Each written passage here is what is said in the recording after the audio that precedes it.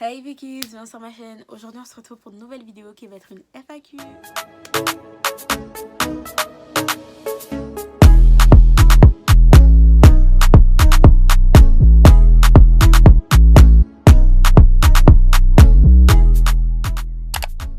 Alors comme vous l'avez vu sur mes différents réseaux sociaux, je vous ai demandé de me poser des questions sur Instagram et sur Snapchat. J'ai pas pu vous demander sur TikTok, donc on commence tout de suite. Je préviens d'avance, cette vidéo elle va pas durer hyper longtemps non plus parce que j'ai pas reçu quand même beaucoup de questions. Donc voilà, on m'a pas envoyé beaucoup de questions mais j'en ai quand même pas mal. Donc bon, ok, commençons. Donc la première question c'est pourquoi t'es inactive. En fait je vous explique, je suis pas inactive. Je suis grave active sur mes réseaux sociaux, mais sur YouTube un peu moins parce que j'ai pas trop d'idées de contenu à vous fournir. Et la plupart du temps, voilà, en fait, c'est vraiment ça. J'ai pas de contenu à vous fournir ou j'ai des idées de vidéos, mais je me dis que, ah ouais, peut-être que ça va pas vous plaire, donc je sais pas trop. Ensuite, une autre question, pourquoi tu t'es lancée sur YouTube?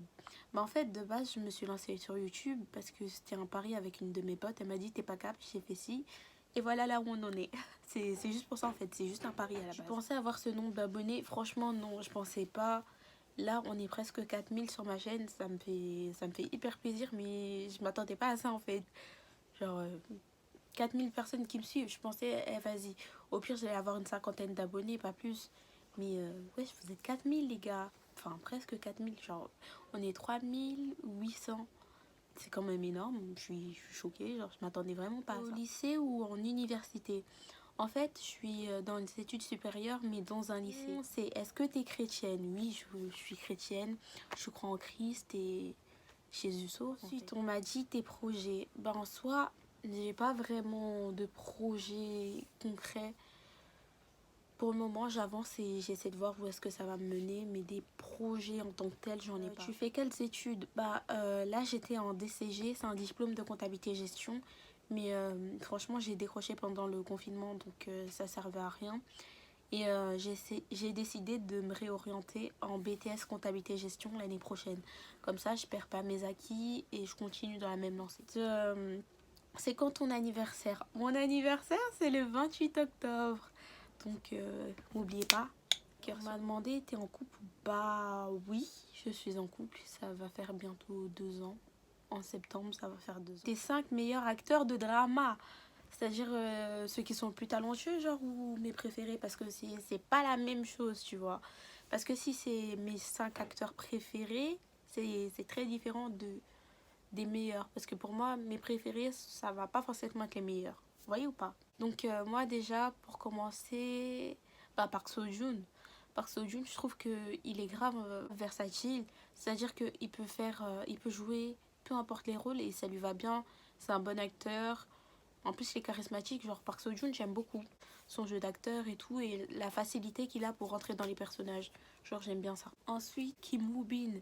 Kim Woo-bin, genre... mais c'est un trop bon acteur en fait, il n'y a rien à dire. C'est un super bon acteur.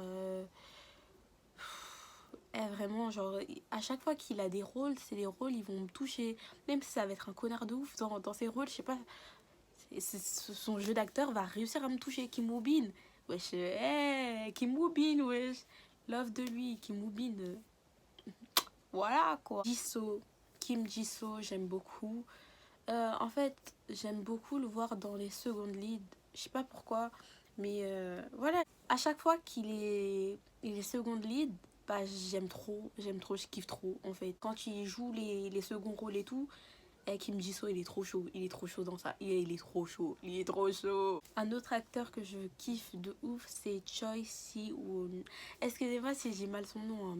Je trouve qu'il est hyper talentueux et je le trouve aussi hyper versatile. Il peut jouer un mendiant, il peut jouer un gosse de riche, il peut jouer une personne de la classe moyenne, il peut jouer un fou, il peut jouer... genre ce mec, wow.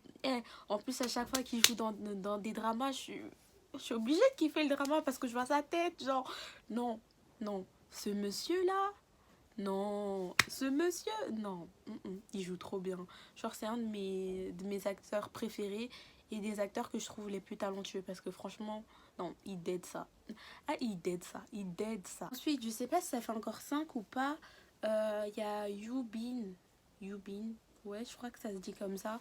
C'est un autre acteur que j'aime beaucoup. Vous voyez, c'est l'acteur de Crash Landing on You. J'aime beaucoup.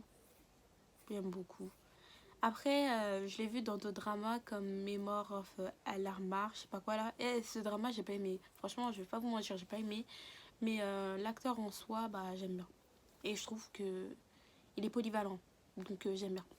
Donc voilà. Ensuite, une autre question qu'on m'a posée. Les pays que tu aimerais visiter. Pays que j'aimerais visiter, j'en ai pas vraiment en tête.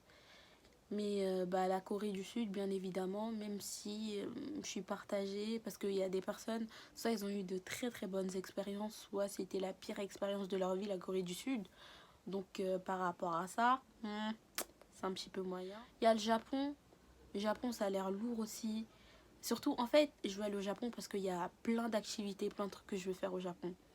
Donc juste pour ça, le Japon, pas mal intéressant. Et le Népal aussi, j'aimerais bien visiter le Népal. Je sais pas, genre le Népal, c'est un pays qui m'attire. Genre je trouve ça beau et tout. Il y a des paysages magnifiques au Népal. Donc ouais, j'aimerais bien visiter le Népal. Donc voilà. La dernière question qu'on m'a posée, c'est ce qui t'énerve le plus dans les dramas. En soi, il n'y a pas grand chose qui m'énerve dans les dramas, hein.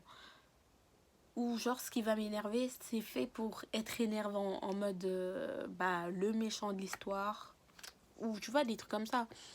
Mais sinon il n'y a pas grand chose qui m'énerve. Bah peut-être parfois le fait que certains dialogues soient trop prévisibles, en mode tu sais déjà ce qui va se passer, tu sais déjà ce qu'ils vont se dire, tu sais déjà, tu vois.